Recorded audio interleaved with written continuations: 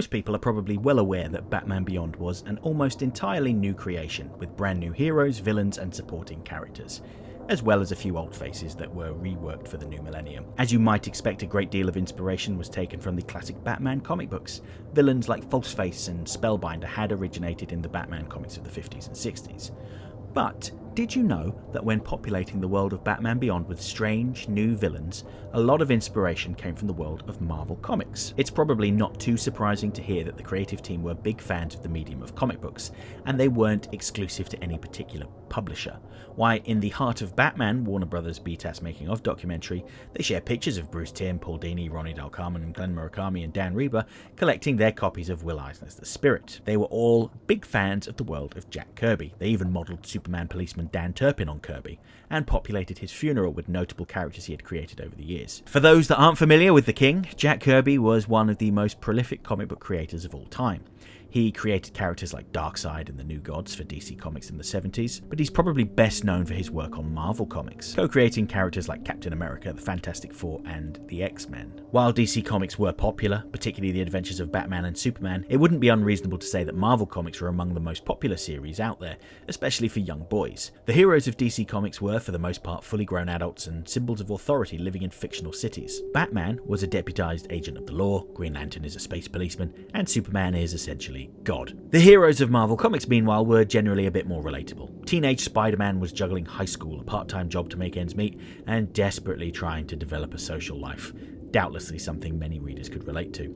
Meanwhile, the X-Men were a group of chronically misunderstood teenagers with strange abilities that made the world hate and fear them, despite their heroism. And all of their adventures took place in and around New York, a place that kids could visit in real life. In 1998, Warner Brothers executives stated that they wanted to develop a brand new Batman cartoon, one that would appeal to a younger audience with a more relatable hero. They wanted a teenage Batman. Knowing that they couldn't do a show about the adventures of teenage Bruce Wayne as Batman, after all he didn't become Batman until he was in his 20s in their show, and they were unwilling to scrap everything that they had spent the better part of a decade building up, the crew took it upon themselves to create something brand new, yet familiar, in Batman Beyond.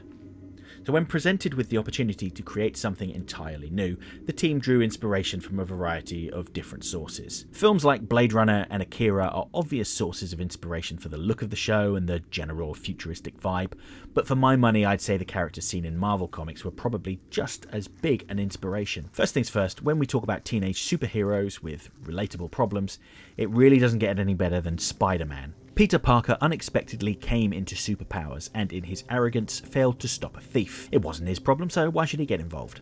However, when he returned home, he found that his beloved Uncle Ben had been murdered by a burglar. The police had the man cornered in an abandoned warehouse and Peter vowed to track him down.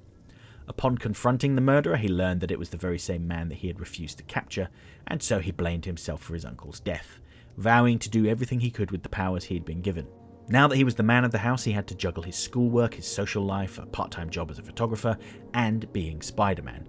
More often than not, Spider-Man would be needed at the worst possible time, having a detrimental effect on Peter's social standing. There are some very clear parallels to be drawn to the new Batman, Terry McGinnis. First of all, and most obviously, he's a teenager. Yeah, alright, that's low-hanging fruit, but please stay with me. Terry didn't set out to become a hero, he accidentally came into possession of knowledge. He learned that Bruce Wayne was Batman. Originally, he wanted Bruce Wayne to put the costume back on and bring in Derek Powers. But when Wayne was unable to do so, he took matters into his own hands. His father was murdered and he initially blamed himself, thinking that it was done in retaliation for the beating he had given a gang of miscreants earlier that day, providing him with the necessary guilt for his mission. Although he quickly learned that it was unrelated to his actions, still, Terry remained as Batman as a way of atoning for his poor behaviour as a juvenile delinquent. Had he not met Bruce Wayne, he likely would have ended up in jail at one point or another. With his new position as man of the house, Terry needed to contribute towards the bills, and so he takes a job as Bruce Wayne's assistant, covering for taking over as Batman. With these new responsibilities, he struggles to juggle his studies and his social life. Just when he's about to go out and relax with his friends, duty will call, just like Peter Parker. However, unlike Peter Parker, Terry McGinnis was never unpopular or bullied. If anyone fits that bill, it's Willie Watt. Note the alliterative name that Stan Lee loved to call on. Think Bruce Banner, Matt Murdock, Reed Richards, and so on.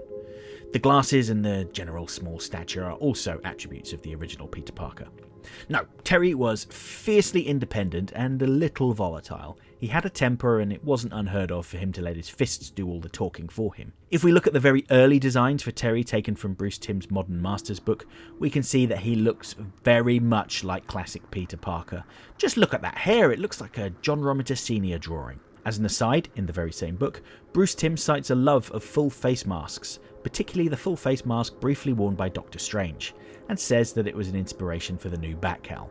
Terry and Willie were not the only characters to be inspired by Spider-Man that I see in the series. Terry's peer, Nelson Nash, there's that Smiling Stan alliteration again, is very clearly modelled after Flash Thompson. High school jock with red hair and no consideration for how harmful his actions can be, even when wily Willie Watts shows him firsthand. In the episode Heroes, we're introduced to the Terrific Trio, an obvious reference to the Fantastic Four, with the Thing and Human Torch merged into the one character Magma, 2D Man being Mr. Fantastic, and Freon being the Invisible Woman.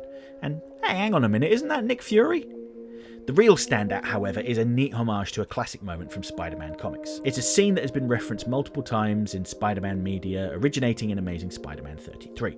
In this issue, Spider-Man has been trying to reach a serum that could be used to save the life of his Aunt May. However, a battle with Dr. Octopus left him trapped under tons of rubble with water steadily flowing in. We see Peter's self-doubt kick in. It's too heavy. There's no way forward. He's just going to have to accept that he's going to die. But when he thinks of the people that are relying on him, that need him to find the strength to carry on and fight through, he redoubles his efforts and escapes. There's a similar scene in Heroes, except the whole building's on fire and a device is about to explode, killing everyone in Neo Gotham. Talk about upping the stakes. When it comes to the Batman Beyond era villains, it's been reported that the artists started cranking out designs before handing them over to writers to come up with backstories. I think we can all agree that Batman Beyond's villains have really striking visual designs, but I can see some similarities with some Marvel characters, especially Spider-Man's villains. One of the first characters to be designed was Ink. Now, she was intended to be a futuristic take on Clayface, but she bears a lot of similarities to Spider-Man's villains. The Sandman, she shares a weakness to water and a more limited shape-shifting ability. It's more that she can create shapes rather than impersonate people. And Venom. I mean, look at them. They're both dark and gloopy. The Stalker is another one, clearly inspired by Kraven the Hunter. Big game hunters that seek to chase down their respective superhero targets because they think that they will be the ultimate sport, the way to prove that they are the greatest in their field. Stalker is distinct in that he is cybernetically enhanced and is haunted by the memory of a Black Panther that had mauled him years ago. Then we have Terminal. Now, Terminal resembles an obscure Spider-Man villain called the Big Man, a criminal mastermind that had a small group of henchmen that he would boss about. It would transpire that the Big Man was somebody that Peter Parker knew from work, journalist Frederick Foswell. In Terminal's case, he's a fellow student from Terry's class. He has a small gang of jokers that he orders around to commit crimes for him. He is the last person you would suspect of being the head of a small gang of criminals. Shriek is a villain that uses the vibrations from sound waves to create massive destruction, and this is very similar to the Shocker.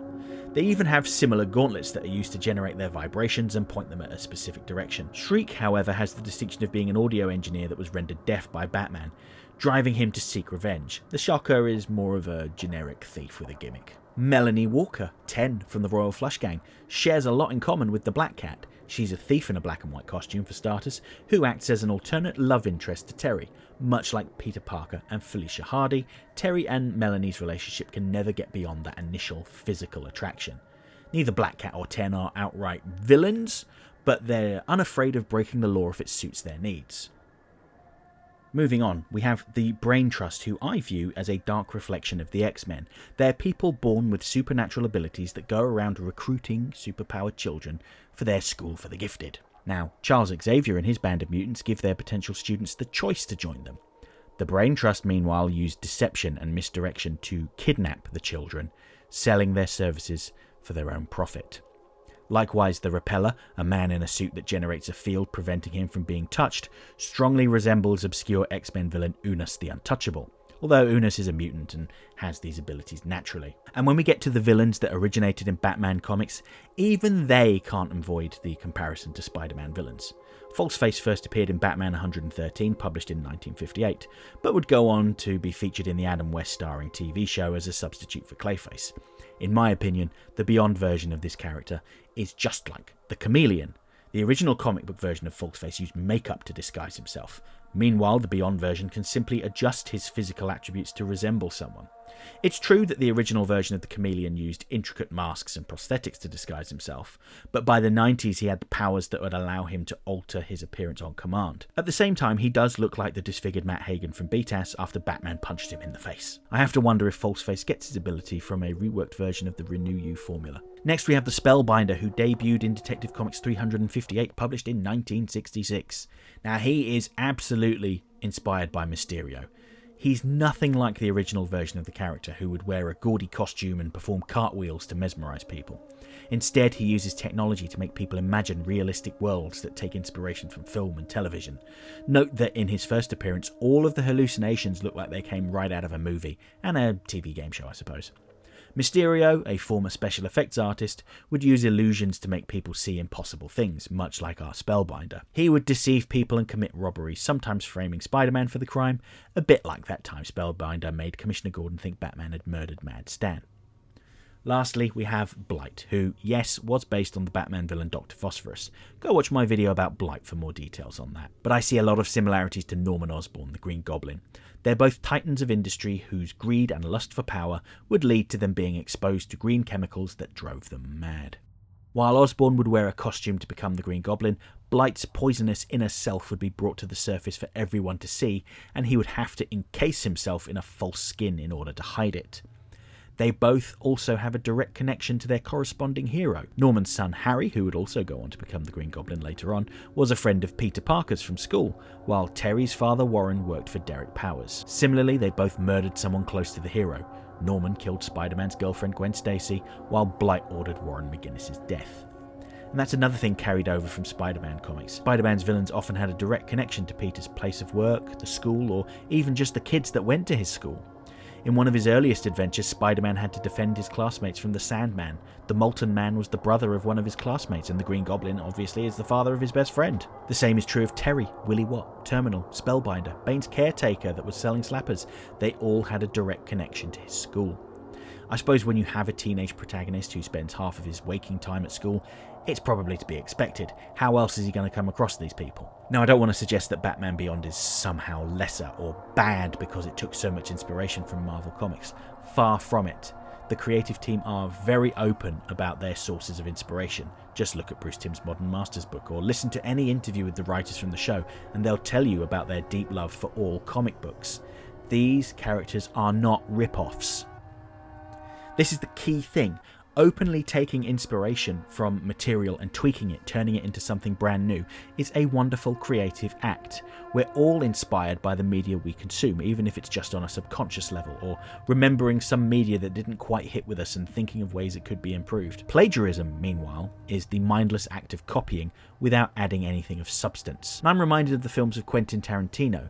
Tarantino's a director who often takes direct inspiration from obscure films with the purpose of shining a spotlight on them. Think about the fight scene from the end of Kill Bill, which was a direct homage to the Japanese film Lady Snowblood. And in promoting his film, Tarantino would highlight this, encouraging people that enjoyed his film to check out the original. And maybe, just maybe, after watching this video, some of you may now consider reading those classic Marvel comics. And I think that would be a wonderful thing. Okay, that's the end of this week's video essay as I continue to celebrate the 25th anniversary of Batman Beyond. I hope you've enjoyed these videos, and if you would like me to continue talking about Batman Beyond characters and episodes, do let me know in the comments and I'll add them to the rotation. As ever, if you enjoyed this video, don't forget to like, subscribe, leave a comment, share the video, tell all your friends about me, because every interaction really helps. Another great way to help me out would be to make use of the thanks button. You can donate $1 or $2 to help me maintain the quality of these videos. Likewise, I offer channel memberships for $1.99 per month. This will get you early access to my weekly video essays, sporadic members-only videos, priority responses to your comments, an icon on your profile indicating that you're one of my members, and custom emojis. I'm going to be back next week to conclude this month of Batman Beyond content by looking at the elder Batman, Bruce Wayne. Hope to see you then.